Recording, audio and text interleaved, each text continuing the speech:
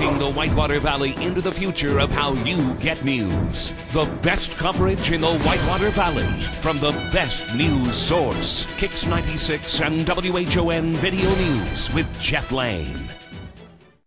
How many lives are saved thanks to our digital mammography, detecting breast cancer in its earliest and most treatable stages? More than you know. More than you know is closer than you think. Reed Hospital and Healthcare Services. Welcome to Kicks 96 and WHON Video News. It's Monday, April the 14th. I'm Jeff Lane. Here's more on the decision to realign Centerville Elementary Schools that we first told you about on Friday.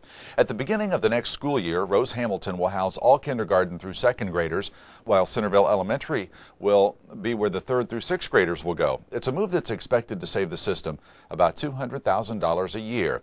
In a letter to teachers and staff last week, Centerville Superintendent Phil Stevenson cited several reasons that have prompted the changes. Among them is the fact that the system will receive almost $125,000 less this year than expected due to the reduction of 55 students in the corporation. Property tax relief will cost the system another $250,000 by 2010.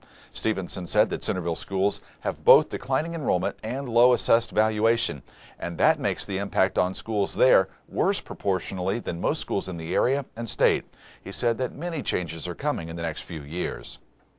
James McFarland's name is back on the court docket today. McFarland is scheduled for a pretrial hearing today in Wayne Circuit Court in advance of his trial next month for the murder last September of Centerville's Aaron Stanley. Meanwhile, Circuit Court Judge David Colger continues to weigh evidence in McFarland's bail hearing, which wrapped up on Friday with testimony from Aaron's mother, Lonnie Stanley. Meanwhile, another pretrial hearing has been pushed back about a month.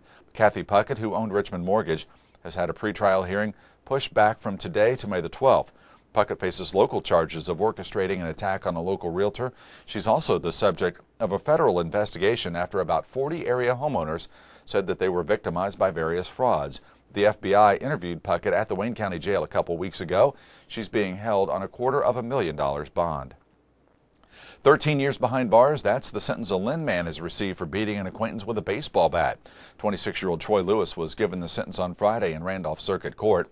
Almost a year ago, Lewis broke into a Union City home and attacked a 34-year-old man with a bat, causing serious head injuries. Lewis fled but turned himself into the Lynn Town Marshal a couple of days later.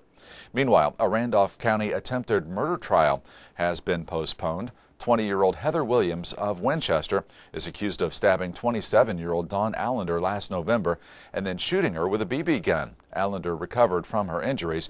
The trial was supposed to begin next week but has been pushed back to mid-July. This has been Kicks 96 and WHON Video News. I'm Jeff Lane. Have a great day. Leading the Whitewater Valley into the future of how you get news. The best coverage in the Whitewater Valley from the best news source. Kicks 96 and WHON Video News with Jeff Lane.